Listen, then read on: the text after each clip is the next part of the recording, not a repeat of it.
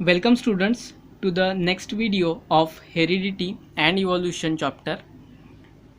Myself Dinesh आणि आज जो आपण टॉपिक पाहणार आहोत तो आहे एव्हिडन्सेस ऑफ इव्होल्यूशन.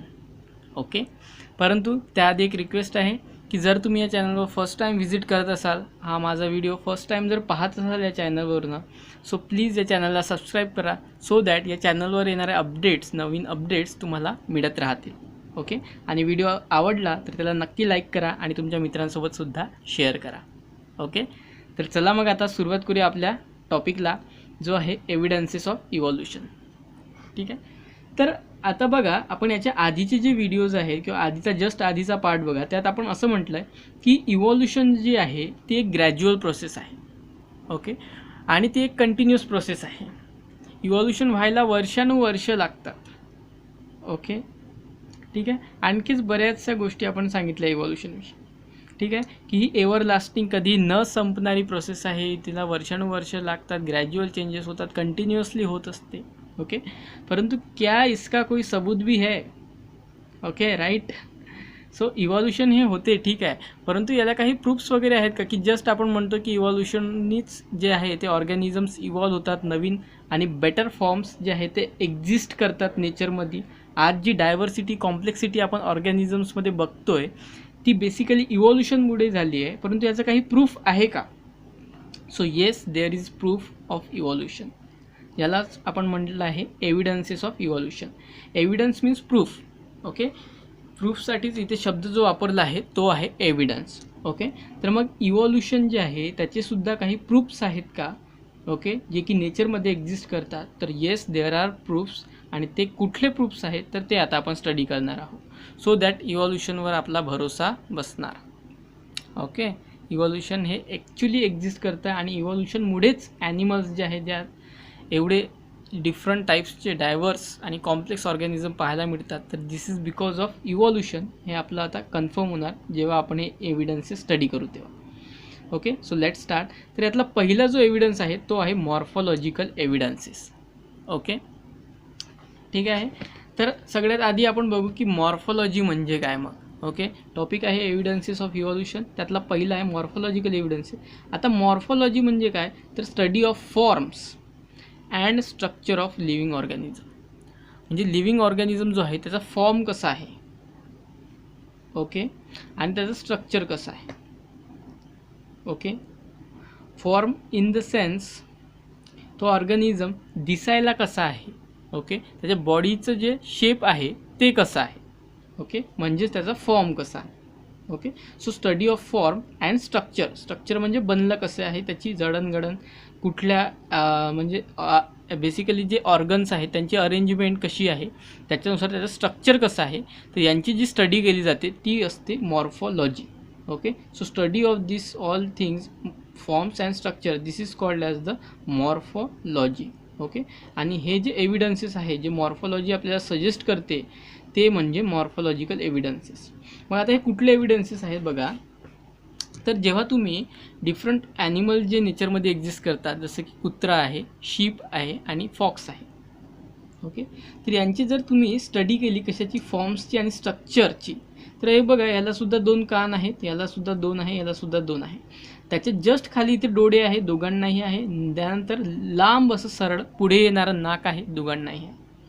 ओके, तसंच बघाल तर यांच्यासुद्धा बॉडीवर केस आहे, याच्यासुद्धा बॉडीवर केस आहे आणि याच्यासुद्धा बॉडीवर केस आहे.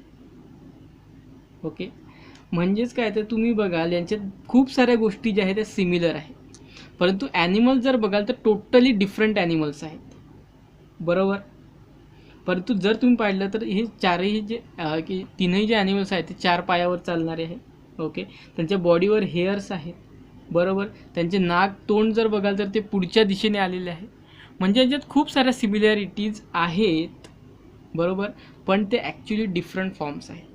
मग ही कशामुळे झालं असावं, तर ॲक्च्युली त्यांचे जे ॲन्सिस्टर आहे, ओके, ॲन्सिस्टर आहे तो ऑब्वियसली तो कॉमन असावा. Sorry, ancestor, that should be common. म्हणजेच काय, तर बघा कसं असतं, तुम्ही आहात, तुमची बहीण किंवा भाऊ आहे समजा. ओके, तर खूप जण तुम्हाला म्हणताना ऐकलं असेल की तुमचा आणि तुमच्या भावाचा किंवा बहिणीचा चेहरा जो आहे तो जवळपास सारखा आहे. किंवा तुमचे आणि त्याचे डोळे, त्याच्यावर तिचे डोळे जवळपास सारखे आहे, केस जवळपास सारखे. तर हे कशामुळे? तर तुमचे जे ॲन्सिस्टर म्हणजे तुमचे जे पॅरेंट्स आहेत त्यांचे कॅरेक्टर्स तुमच्यामध्ये आले, परंतु तुम्ही टोटली तुमच्या भावापेक्षा किंवा बहिणीपेक्षा डिफरंट आहात. परंतु जवळपास बघायला गेलं तर तुम्ही सिमिलर दिसता. ओके, सो हे कधी लक्षात आलं? जेव्हा तुमचा स्ट्रक्चर आणि तुमचं फॉर्म स्टडी केलं गेलं तेव्हा, म्हणजेच मॉर्फॉलॉजिकल एव्हिडन्स. ओके, सो हे सुद्धा सिमिलर आहे, परंतु यावरून असं लक्षात येतं आहे की त्यांचे कॅरेक्टर्स सेम आहे परंतु ॲनिमल्स टोटली डिफरंट आहे. सो याच्यावर असं लक्षात येतं की त्यांचे ॲन्सिस्टर्स जे आहे म्हणजे पूर्वज जे आहे ते सेम असायला पाहिजे. तसंच जर तुम्ही प्लांट्समध्ये बघाल तर जे वेगवेगळे, आता हे बघा, हा आंबा आहे, हा चिकू आहे आणि हा पेरू आहे.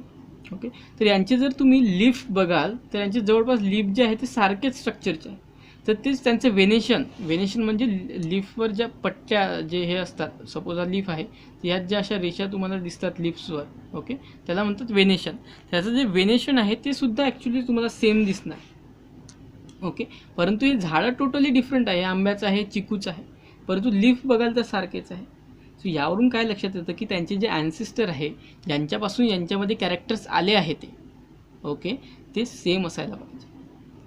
ओके, तर मग याच्यावरून तुम्हाला काय लक्षात येतं की त्यांचे जे ॲन्सिस्टर आहे त्यांच्यापासून यांच्यामध्ये चेंजेस होत गेले ते हळूहळू आणि खूप वर्षानुवर्ष होत गेले आणि नंतर असे हे कॉम्प्लेक्स आणि डिफरंट असे जे व्हेरायटी आपल्याला पाहायला मिळते. ठीक आहे, so these are the morphological evidences.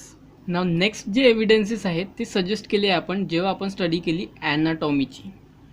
Okay, आणि त्यावरून जे एव्हिडन्सेस प्रूफ्स भेटले कशाचे, तर इव्हॉल्युशनशी रिलेटेड असणारे. ओके, तर these proofs are called as then anatomical evidences. ठीक आहे, तर सगळ्यात आधी मग ॲनाटॉमी म्हणजे काय? ओके, तर ॲनाटॉमी म्हणजे study of body structure of an organism. म्हणजे एखाद्या ऑर्गॅनिझमचं बॉडीचं स्ट्रक्चर कसं आहे त्याची जी स्टडी केली जाते that is nothing but the anatomy. त्याला म्हणतात ॲनाटॉमी. ह्युमन बॉडीची सुद्धा स्टडी केली जाते, त्यालासुद्धा ॲनाटॉमीच म्हणतात. ओके, बायोलॉजीमधली एक ब्रांच आहे. ठीक आहे, मग जेव्हा आपण वेगवेगळ्या ऑर्गॅनिझम्सचे जर बॉडी स्ट्रक्चर जर स्टडी केलं तर हे बघा, इथे आता तुम्हाला एक एक्झाम्पल दिलेलं आहे. हा आहे ह्युमनचा हँड, हे तेच आहे कॅट्सचा हँड. कॅट मीन्स मांजर. ओके, मांजरीचा हा पुढचा पाय आहे. तर हे बघा, ही आहे एक वटवाघूळ किंवा बॅट, त्याचा हा पंख आहे. आणि ही आहे एका व्हेलचा, ज्याला त्याने ती स्विम करते, दॅट इज फ्लिपर. ओके, ती फ्लिपर आहे. ठीक आहे, तर आता बघाल हे सर्व काय आहे, तर हे प्रत्येक ऑर्गॅनिझममध्ये पर्टिक्युलर त्यांचे हात आहे, म्हणजे 4 लिम्स. ओके, हा ह्युमन्समध्ये आहे, मांजरीतला, बॅटसाठी आणि व्हेलमध्ये. मग हे आहेत तर सर्व हातच आहेत.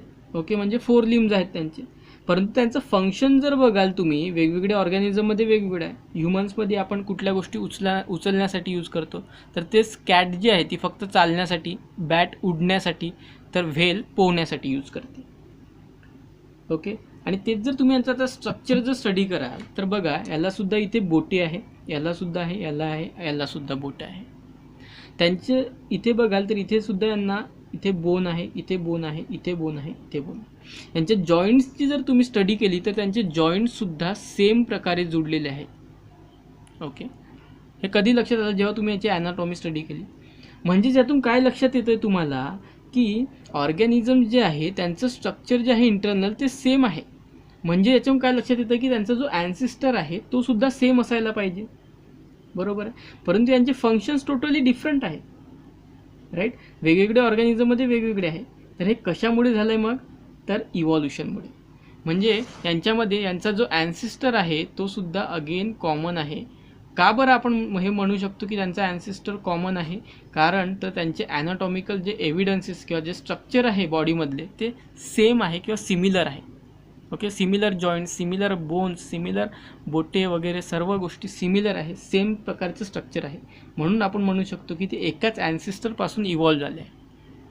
आणि त्यांचे एवढे डिफरंट टाईप्सचे फॉर्म्स आहेत. ओके, आणखीसुद्धा नेचरमध्ये एक्झिस्ट करतात. तर हे कशामुळे एक्झिस्ट करतात?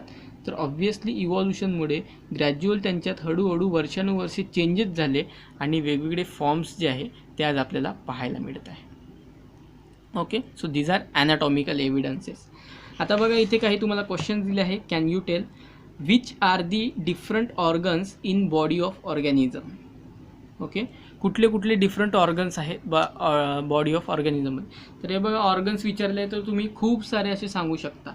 ओके, जसे की आपले simple stomach, heart, liver, pancreas, नंतर आपले मसल्स, नंतर डिफरंट काही ग्लँड्स सुद्धा तुम्ही सांगू शकता. ओके, पिट्युटरी, सो वगैरे वगैरे असे खूप सारे ऑर्गन्स आहे जे तुम्ही सांगू शकता. आपलं स्किनसुद्धा एक ॲक्च्युली एक ऑर्गन आहे. ओके, सो ऑर्गन म्हणजे बेसिकली काय, तर group of cells. Okay, cell कुठलेही ॲनिमल जे बनले असतात ते सेलपासून बनले असतात. ओके, आणि सेल जेव्हा ग्रुप फॉर्म करतात तर त्याच्यापासून बनते ते ऑर्गन. ओके, सेलच्या ग्रुपला म्हणतात ऑर्गन. ठीक आहे, आणि ऑर्गनचा जो ग्रुप फॉर्म होतो त्यापासून बनते एक मस्क्युलर सिस्टीम. जसं की आता ग्रुप, आपण जे ह्युमन आहोत आपल्यामध्ये ऑर्गन्सचं जे आहे ते ग्रुप फॉर्म झाला आणि त्याच्यापासून बनली एक सिस्टीम जी म्हणजे ह्युमन बॉडी आहे आपली. ओके, सो सेल त्याच्या ग्रुपला म्हणतात मग ऑर्गन्स. ऑर्गन्स कुठले आहे तर खूप सारे आहे, मग सांगू शकतो आपण. राईट, नेक्स्ट विचारलं आहे each of this organs useful to organism. यातले सर्वच ऑर्गन्स जे आहे ते त्या ऑर्गॅनिझमसाठी युजफुल असतात का, तर याचा आन्सर आहे नाही. ओके, याचा आन्सर आहे नो. मोठ्या शब्दात नो, सर्वच ऑर्गॅनिझम युजफुल नसतात. का बरं, तर ते आता आपण नेक्स्ट पार्टमध्ये बघणार आहोत, that is vestigial organs. Okay, याच्यात आपल्याला ॲक्च्युली वेस्टिजियल एव्हिडन्सेस भेटणार आहे जे की ॲनाटॉमीशीच अगेन स्टडी केल्यानंतर आपल्याला लक्षात येतं. ओके, तर जे ऑर्गन्स आहेत खूप सारे असतात एखाद्या ऑर्गॅनिझममध्ये, परंतु त्यातले सर्वच ऑर्गॅनिझम हे युजफुल नसतात. तर काही युजलेससुद्धा असतात किंवा काही निकामी असतात, त्यांचा काहीच यूज नसतो तरीसुद्धा ते आपल्या बॉडीमध्ये असतात. त्यांना म्हणतात वेस्टिजियल ऑर्गन्स. तर आता नेक्स्ट जो एव्हिडन्स आहे किंवा प्रूफ आहे तो आपल्याला लक्षात येतो जेव्हा आपण वेस्टिजियल ऑर्गन्सची स्टडी करतो तेव्हा. मग आता वेस्टिजियल ऑर्गन्स म्हणजे काय, तर बघा, डिजनरेटेड म्हणजे असे ऑर्गॅनिझम जे जनरेट झालेलेच नाही. जनरेट होणे म्हणजे निर्माण होणे, तर डिजनरेट म्हणजे निर्माण न होणे. सो असे ऑर्गन जे निर्माण झालेच नाही किंवा अंडर डेव्हलप म्हणजे जे डेव्हलपमेंटमध्ये आहे, फुल्ली डेव्हलप झाले नाही किंवा फुल्ली फंक्शनल जे आहे ते झालेले नाही. ओके, म्हणजेच असे ऑर्गन्स जे अजून निर्माण झाले नाही किंवा जे डेव्हलपच झालेले नाही, अजून डेव्हलप व्हायचे आहे, useless organs of organisms, they are called as the vestigial organs. म्हणजे ऑर्गॅनिझममध्ये असतात ते ऑर्गन परंतु त्यांचं काहीच काम नसतं त्या ऑर्गॅनिझमला, नुसते त्यांच्या बॉडीमध्ये असतात ते. तर अशा ऑर्गन्सना म्हणतात मग वेस्टिजियल ऑर्गन्स. ठीक आहे, आता हे जे वेस्टिजियल ऑर्गन्स आहे ते ॲक्च्युली सडनली फॉर्म होत नाही. ओके, जसं की आपल्या बॉडीमध्ये सुद्धा काही वेस्टिजियल ऑर्गन आहे. ओके, तर हे जे वेस्टिजियल ऑर्गन असतात ते काही सडनली होत नाही. म्हणजे आत्ता जर तुम्ही जस्ट जन्मले आणि सडनली तुमच्यामध्ये एखादा कुठला नवीन ऑर्गन जो आहे तो बनणार, असं नसतं. ओके, तर ही जी प्रोसेस आहे तीसुद्धा ॲक्च्युली खूप वर्षानुवर्ष ग्रॅज्युअली कंटिन्युअसली होत असते आणि एव्हर लास्टिंग प्रोसेस असते. ओके, आणि याला खूप सारे वर्षानुवर्ष लागत असतात की जेव्हा एखादा ऑर्गन जो आहे तो बनतो आणि एखादा ऑर्गन जो आहे तो नष्ट होतो. आता काही ऑर्गॅनिझम्समध्ये हे जे वेस्टिजियल ऑर्गन्स आहे ते ॲक्च्युली नव्याने फॉर्म होतात. म्हणजे टोटली नव्याने त्यांच्यामध्ये हळूहळू जे आहे ते एखाद्या वेस्टिजियल ऑर्गन फॉर्म होण्याची प्रोसेस चालू होते. आणि अशा खूप साऱ्या जनरेशन्स गेल्यानंतर एखाद्या पर्टिक्युलर जनरेशनमध्ये तो वेस्टिजियल ऑर्गन जो आहे तो प्रॉमिनंट होतो. म्हणजे तो बॉडीमध्ये ठळकपणे दिसू लागतो परंतु त्याचा यूज काहीच नसतं. ओके, तर तेच काही स्पेसिसमध्ये जे आहे त्यांचे जे एक्झिस्टिंग म्हणजे जे जुनेच ऑर्गन असतात तेच ॲक्च्युली वेस्टिजियलमध्ये कन्वर्ट होतात. ओके, त्यांचे एक्झाम्पल्स आपण पुढे पाहणारच आहोत. तर जे जुनेच ऑर्गन्स असतात तेच ॲक्च्युली वेस्टिजियलमध्ये कन्वर्ट होतात. ओके, आता हे वेस्टिजियल ऑर्गन्स जे आहे ते कधी कधी हार्मफुल असतात तर कधी कधी हार्मलेस असतात. ओके, तर कधी कधी हार्मफुल असतात. म्हणजे काय, तर एखादा ऑर्गन जो आहे तो बॉडीमध्ये असणार तर ठीक आहे, तो वेस्ट आहे तर कधी कधी त्यामुळे काहीच आपल्याला तोटासुद्धा नसतो, आपल्या बॉडीमध्ये राहिला तरी काही फरक पडणार नाही आपल्याला.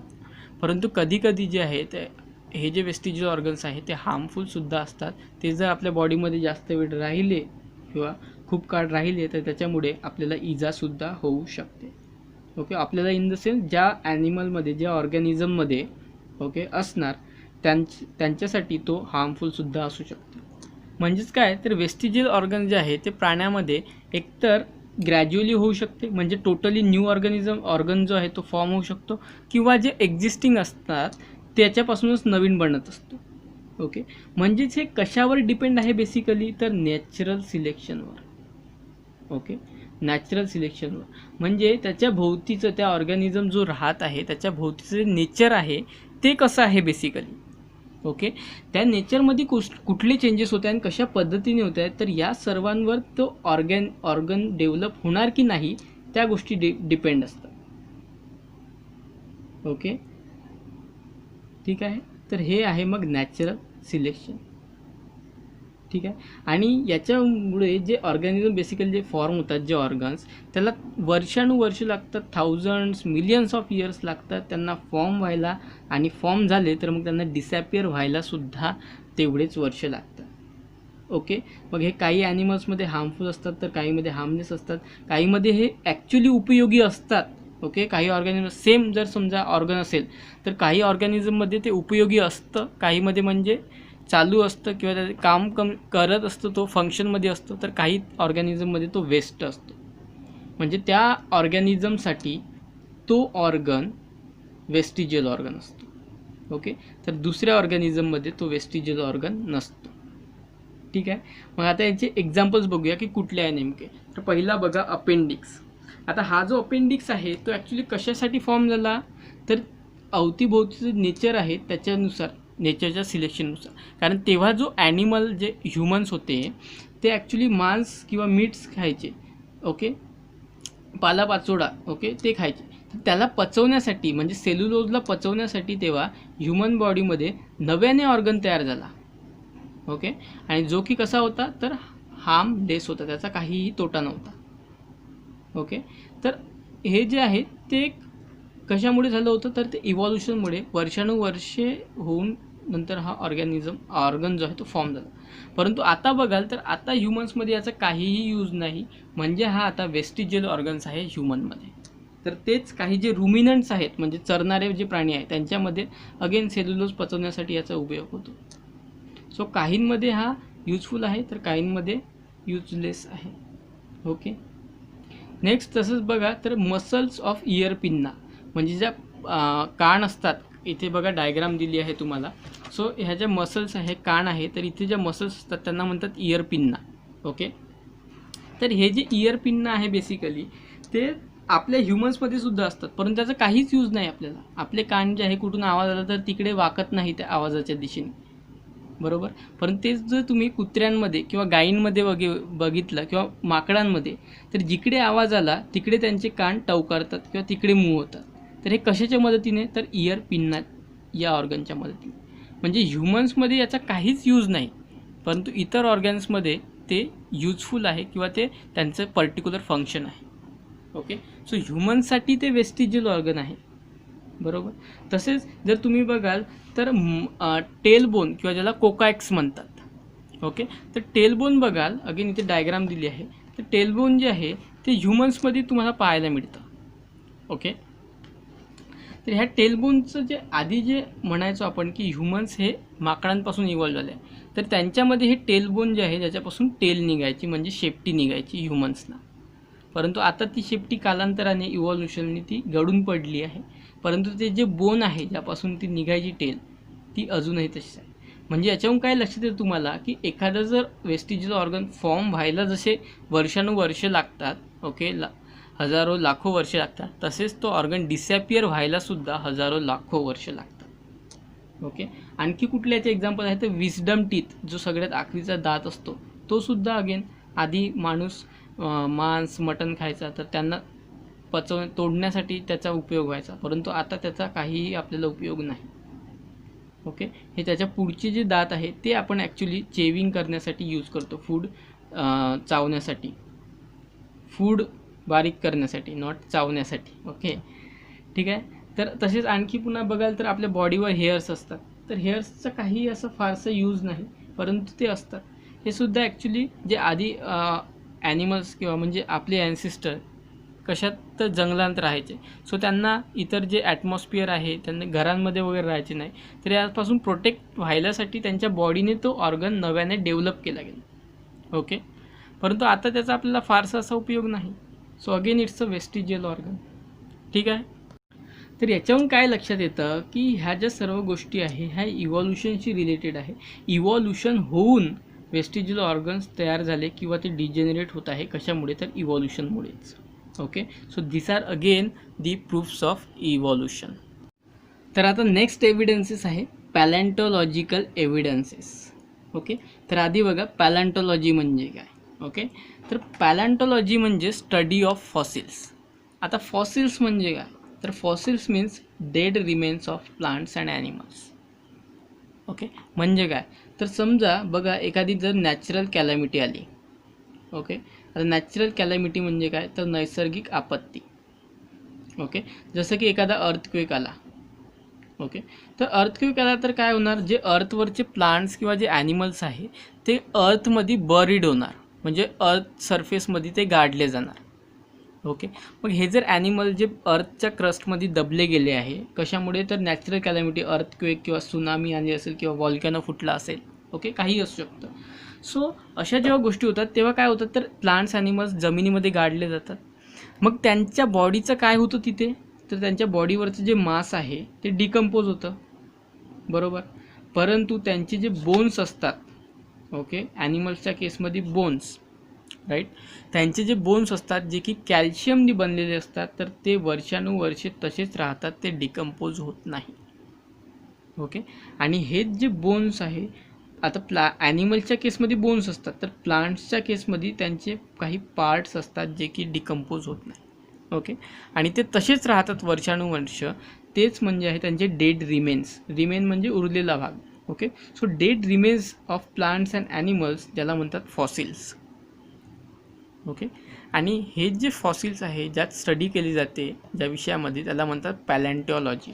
Okay, so study of fossils that is nothing but the palaeontology. Okay, आणि याला जेव्हा आपण स्टडी करू पॅलेंटॉलॉजी तर त्यातून जे आपल्याला एव्हिडन्सेस भेटतात इव्हॉल्युशनचे ते आता आपण इथे स्टडी करणार आहोत. ओके, तर आता बघा जे ॲनिमल्स पृथ्वीवर सर्वात आधी एक्झिस्ट करत होते. ओके, म्हणजे जे सर्वात आधी जे पृथ्वीवर ॲनिमल्स बनले, ओके, किंवा जे इव्हॉल्व झाले, तर त्यांची जर एज बघाल पृथ्वीवरची तर ती ऑब्व्हियसली सगळ्या ॲनिमल्सपेक्षा जास्त असणार. ओके, ग्रेटर असणार. का बरं? तर ते सर्वात आधी झाले म्हणून. तर ते जे त्यांच्या नंतर झाले आहे त्यांची एज जी आहे ती यांच्यापेक्षा थोडी कमी असणार. ओके, तर आत्ता जे ॲनिमल्स तयार झाले आहे म्हणजे जसं की आता आपण ह्युमन्सला आपण स्वतःला कन्सिडर करू शकतो. Okay, homo sapiens. तर हे जे आहे यांची जी एज आहे पृथ्वीवरची ती खूप कमी आहे. बरोबर, यांच्यापेक्षा खूप खूप खूप ती कमी आहे एज. बरोबर, ठीक आहे. तर आता समजा बघा हे जे ॲनिमल्स आहे, समजा जेव्हा हे ॲनिमल जेव्हा एक्झिस्ट करत होते सर्वात आधी, तर तेव्हा समजा एखादी नॅचरल कॅलॅमिटी जर कुठली आली असेल आणि हे जर अर्थमध्ये जर बरीड झाले असेल, दबले गेले असतील, तर जेव्हा आपण यांच्या बोन्सची म्हणजे त्यांच्या फॉसिल्सची जर स्टडी करू, ओके, फॉसिलची स्टडी करू आणि त्यांची जर एज जर आपण मोजू तर आपल्याला जे काय लक्षात येईल की हे सर्वात आधी तयार झाले आहे. का बरं? तर त्यांच्या एजवरून आपल्याला हे लक्षात येणार. ओके, म्हणजेच काय तर अशा पद्धतीने आपल्याला एक फ्लो भेटणार बेसिकली. ओके, म्हणजे आता समजा एखादा ऑर्गॅनिझम भेटला की ज्याची एज जी आहे ती खूप जास्त आपल्याला म्हणजे सपोज 3.4 बिलियन इयर्स अगो दिसते. तर दुसरे ॲनिमल भेटले ज्यांची एज जी आहे ती 3.1 बिलियन, दुसरे कुठले भेटत आहे ज्यांची 2 बिलियन आहे आणि आणखी इतर कुठले भेटत आहे जे 2500 वर्ष आधीचे आहे. ओके, तर आता बघा आता तुम्हाला एक लक्षात येतं आहे की यावरून आपल्याला जर असं आपण जर एखादं मॅपिंग केलं तर आपल्याला काय लक्षात येणार की सगळ्यात आधी जे आहे ते कुठले ॲनिमल्स एक्झिस्ट करत होते, त्यानंतर मग त्यांच्यात चेंजेस होऊन कसे ॲनिमल्स तयार झाले, नंतर त्यांच्यात चेंजेस होऊन कसे ॲनिमल्स तयार झाले. म्हणजे आता इथून आपल्याला काय लक्षात येणार की इव्हॉल्युशन हे कशा पद्धतीने होत गेले. ओके, जर आपण फॉसिल्सची जे जमीनमध्ये बरीड झाले आहे ॲनिमल्स, त्यांची जर आपण एज मोजली आणि त्यांचा जर एक फ्लो चार्ट बनवला तर आपल्याला लक्षात येणार की कशा पद्धतीने हे इव्हॉल्युशन्स होत गेलं. म्हणजे आधी कुठले ॲनिमल्स एक्झिस्ट करत होते, नंतर कुठले आले, नंतर कुठले. ओके, म्हणजे त्यांच्यात चेंजेस कसे काय होत गेले हे आपल्याला स्टडी करता येणार. ओके, तर याच्यासाठी जी एज जी मोजण्यासाठी इथे एक टेक्निक यूज केली जाते त्याला म्हणतात carbon dating method. Okay, carbon dating method. आता ही जी मेथड आहे ती बेसिकली बेस्ड असते कार्बनच्या आयसोटोप्सवर. ओके, जसं की मी तुम्हाला आधीच सांगितलं आहे की जी ह्युमन बॉडी आहे ती बनली असते ऑर्गॅनिक आणि नॉन ऑर्गॅनिक कंपाऊंड्सनी. Okay, organic and non organic compounds. आता ऑर्गॅनिक म्हणजे कुठले, तर जे ज्यात हायड्रोजन आणि कार्बन हे एलिमेंट्स असतात. ओके, मग आता जे ॲनिमल्स आहेत ते सुद्धा ऑर्गॅनिक आणि नॉन ऑर्गॅनिक किंवा इनऑर्गॅनिक कंपाऊंड्सनी बनलेले असतात. त्यांच्यासुद्धा ऑर्गॅनिकमध्ये कार्बन हायड्रोजन असतात. तर आता हा जो कार्बन आहे त्याचे 2 आयसोटोप्सच्या फॉर्ममध्ये तो बॉडीमध्ये एक्झिस्ट करतो, जो की आहे C12 आणि C14. मग यातला जो हा C12 जो आयसोटोप आहे कार्बनचा तो आहे नॉन रेडिओ ॲक्टिव्ह. ओके, आणि जो C14 आहे तो आहे रेडिओ ॲक्टिव्ह. ओके, तर रेडिओ ॲक्टिव्ह आणि नॉन रेडिओ ॲक्टिव्ह म्हणजे काय, तर रेडिओ ॲक्टिव्ह म्हणजे जो रेडिएशन इमिट करतो तो. ओके, रेडिएशन म्हणजे काय, तर सिम्पली तुम्ही त्याला एक प्रकारचे वेव्ज कन्सिडर करू शकता. जसं की सूर्यापासून जे आपल्याकडे किरणे येतात ना, that is nothing but the radiation. तुम्ही एक्सरे मशीन पाहिली आहे ज्यात एक्सरे काढले जातात, तर ते आहे x-ray radiation. So radiation mean nothing but simply तुम्ही एक वेव्ह कन्सिडर करू शकता त्याला. ओके, सो रेडिओ ॲक्टिव्ह आहे C14. मग हा काय होणार, तर तो जो आहे तो ॲक्च्युली मग रेडिएट होत जाणार तेव्हापासूनचा प्रेझेंट आहे. तर तो रेडिएशनमुळे त्याच्यातली जी अमाऊंट ऑफ एनर्जी आहे ती हळूहळू लॉस होणार आणि मग हे आणि हा जो आहे तो कॉन्स्टंट राहणार. तर ह्यांचा बेसिकली एक रेशो घेतला जातो. ओके, C14/C12 आणि याचा जो रेशिओ आहे याला कॅल्क्युलेट करून एखाद्या ॲनिमलची किंवा प्लांटची जी आहे ती एज किती आहे हे कॅल्क्युलेट केले जाते. ओके, आणि याच मेथडला म्हणतात कार्बन डेटिंग मेथड. आणि ही जी मेथड आहे ती यूज केली जाते मग पॅलेंटिओलॉजी आणि अँथ्रोपॉलॉजीमध्ये.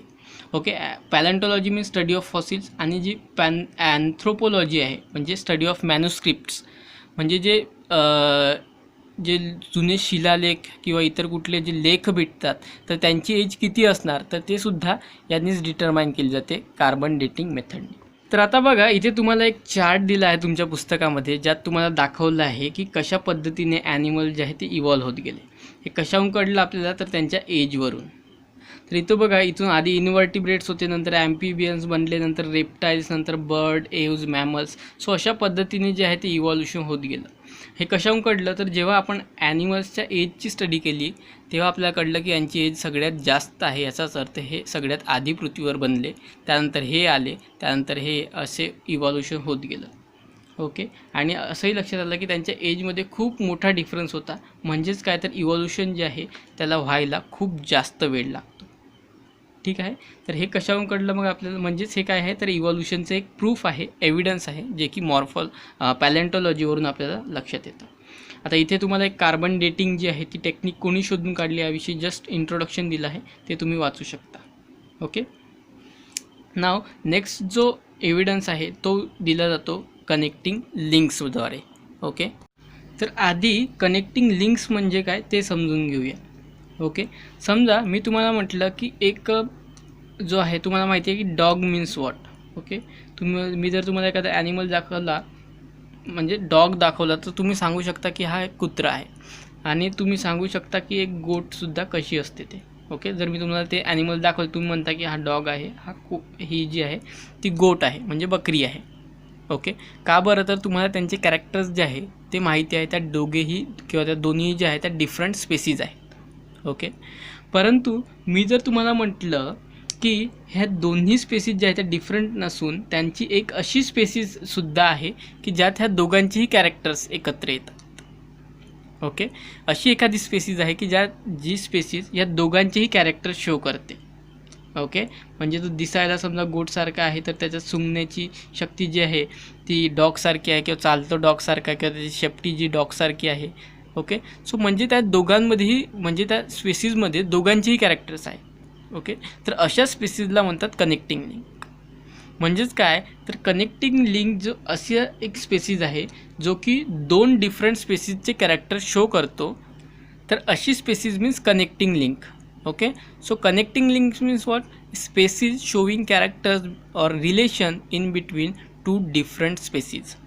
Okay, or having characters of 2 different species, that is the connecting link.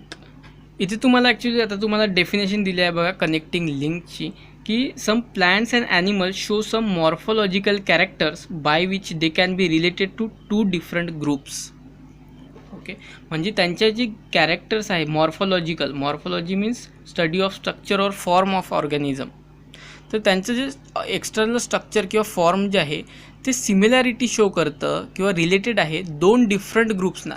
एकाच ग्रुपला, एकाच स्पेसीजच्या ग्रुपला रिलेटेड नाही, तर 2 डिफरंट स्पेसीजच्या ग्रुपना ते रिलेटेड आहे. अशा स्पेसीजला म्हणतात कनेक्टिंग लिंक्स. ओके, जसं की इथला पहिला जर तुम्ही ॲनिमल बघाल तर हा आहे पेरिपॅटस. ओके, तर हा जो पेरिपॅटस आहे याच्याकडे बघितल्यावर तुम्हाला असं लक्षात येणार की याची जी बॉडी आहे ती बघा याच्यावर सेगमेंट झालेले, असे सेगमेंटेड तुम्हाला याची बॉडी दिसेल. ओके, आणि याच्या बॉडीवर एक थीन असं क्युटिकलची लेअर असते. ओके, आणि याला बघाल तर असे छोटे छोटे जे आहे पाय आहेत. ओके, तर हे जे कॅरेक्टर्स आहेत जे आत्ता मी तुम्हाला सांगितले आहे हे सर्व कॅरेक्टर्स आहेत ॲनिलिड्सचे. तर ॲनिलिड्स काय आहे तर ॲनिलिड्स बेसिकली एक ग्रुप आहे ॲनिमल्सचा. आता हे जे ग्रुप्स आहेत ते आपण पुढे नेक्स्ट ॲनिमल क्लासिफिकेशनमध्ये इन डिटेल शिकणार आहोत. ओके, सो इथे जस्ट तुम्ही ते लक्षात ठेवा. तर हे जे कॅरेक्टर्स आहेत ते आहे ॲनिलिड्सचे. म्हणजे annelids it's a group of organisms ज्यात पर्टिक्युलर कॅरेक्टरिस्टिक असणारे ऑर्गॅनिझम्स येतात. Okay, so annelids. आणि तसेच हा जो आणखी कॅरेक्टर शो करतो आर्थ्रोपोड्ससारखे. ओके, जसे की ट्रकियल रेस्पिरेशन असते याच्यात आणि ओपन सर्क्युलेटरी सिस्टीम असते. ओके, ह्या सर्व गोष्टी तुम्हाला इथे जे आहे त्या दिलेल्या आहे. ओके, पेरिपॅटसमध्ये segmented body, thin cuticle, parapodia like organs are present. ठीक आहे, आणि animal show tracheal respiration and open circulatory system similar to arthropods. ठीक आहे, सो म्हणजेच काय तर हा जो ॲनिमल आहे तो 2 डिफरंट ग्रुपचे कॅरेक्टर एकत्र शो करतो. सो अशा स्पेसीजना किंवा ऑर्गॅनिझम्सना म्हणतात कनेक्टिंग लिंक्स. म्हणजे याच्यातून काय लक्षात येतं आपल्याला, त्यांचा जो ॲन्सिस्टर आहे तो सेम असायला पाहिजे. ओके, म्हणूनच तर त्यांचे जे कॅरेक्टर्स आहे तो एकटाच शो करतो. ओके, ही सुद्धा पॉसिबिलिटी असू शकते. तसंच सेकंड एक्झाम्पल आहे डगबिल प्लॅटिपस. आता हा सुद्धा एक ॲनिमल आहे जो की ह्युमनसारखे किंवा मॅमल्ससारखे कॅरेक्टर शो करतात. कसे तर याच्याकडे सुद्धा ममरी ग्लँड्स अँड हेअर्स असतात. आणि हा सुद्धा अगेन अंडीसुद्धा देतो जो की एखाद्या रेप्टाईल्सचं कॅरेक्टरिस्टिक आहे. सो रेप्टाईल्स ओके म्हणजे सरपटणारे प्राणी येतात आणि ज्यात मॅमल्सचे सुद्धा कॅरेक्टर्स हा शो करतो. सो हा सुद्धा अगेन कनेक्टिंग लिंक आहे जो की सजेस्ट करतो की यांचा ॲन्सिस्टर जो आहे तो कॉमन आहे किंवा सेम आहे. तसंच एक एक्झाम्पल आहे लंगफिश. आता लंगफिश जी आहे ती ॲक्च्युली एक फिश आहे. तर ही जे रेस्पिरेशन करायला पाहिजे ती गिल्सच्या माध्यमातून करायला पाहिजे. ओके, परंतु ही रेस्पिरेशन करते कशाच्या? लंग्सच्या माध्यमातून. हिच्याकडे लंग्स आहेत जे की एक ह्युमनचं कॅरेक्टर आहे. सो हे सुद्धा मग अगेन ॲम्फिबियन्स आणि रेप्टाईल्समधलं रिलेशन शो करते. ओके, ठीक आहे. सो ह्या सर्व एक्झाम्पलमधून आपल्याला असं लक्षात येतं की जे रेप्टाईल्स आहेत किंवा जे ॲम्फिबियन्स आहेत ते फिशेसपासून इव्हॉल्व झालेले आहे.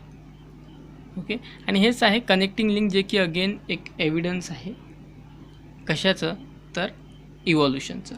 नेक्स्ट जे एव्हिडन्स जे भेटतात ते एम्ब्रिओलॉजिकल एव्हिडन्सेस. तर एम्ब्रिओलॉजी म्हणजे स्टडी ऑफ एम्ब्रिओ. आता एम्ब्रिओ म्हणजे काय तर जे आपल्या इनिशियल एखाद्या ऑर्गॅनिझमची फॉर्म व्हायची जी स्टेज असते त्याला म्हणतात एम्ब्रिओ. म्हणजे कुठलाही ऑर्गॅनिझम तयार होणार त्याची जी सगळ्यात आधीची जी स्टेज असते जो म्हणजे इनिशियल तो जेव्हा फॉर्म होतो त्याला म्हणतात एम्ब्रिओ. सो हे आहेत सर्व जे ॲनिमल्स इथे नाव दिले आहे त्यांचे एम्ब्रिओज. तर जेव्हा यांची स्टडी केली गेली तेव्हा असं लक्षात आलं की सर्व जे ॲनिमल्स आहेत एका कॅटेगरीमध्ये येणारे त्यांचे जे एम्ब्रिओ आहे ते सेम आहे. ओके, तर याच्यावरून काय लक्षात येतं, जेव्हा एम्ब्रिओलॉजी आपण स्टडी केली एम्ब्रिओलॉजीमध्ये, तर त्यांचे एम्ब्रिओ सेम आहे, याचाच अर्थ त्यांचा जो ॲन्सिस्टर आहे तो सुद्धा सेम असायला पाहिजे. आणि नंतर इव्हॉल्युशन हळूहळू टप्प्याटप्प्याने यांचे डिफरंट स्ट्रक्चर्स आणि मॉर्फॉलॉजिकल कॅरेक्टर्स डेव्हलप झाले आणि ते नवीन ऑर्गॅनिझम्स किंवा न्यू कॉम्प्लेक्स आणि डायव्हर्स ऑर्गॅनिझम्स एक्झिस्ट करतात. ओके, सो याच्यावरून लक्षात येतं की त्यांचा ओरिजिन सेम आहे, त्यांचे ॲन्सिस्टर कॉमन आहे. ओके, तर हे सर्व होते एव्हिडन्सेस ज्यातून आपल्याला लक्षात येतं की इव्हॉल्युशन जे आहे ते टप्प्याटप्प्याने आणि लाँग लास्टिंग वर्षानुवर्षे चालणारी प्रोसेस आहे. Okay, so that's all for this video guys. I hope की तुम्हाला हा व्हिडिओ आवडला असेल. जर तुम्ही फर्स्ट टाईम व्हिजिटर असाल तर नक्की चॅनलला सबस्क्राईब करा, व्हिडिओला लाईक करा आणि मित्रांसोबतसुद्धा शेअर करा. Okay, so thanks for watching आणि भेटूया आता नेक्स्ट पार्टमध्ये.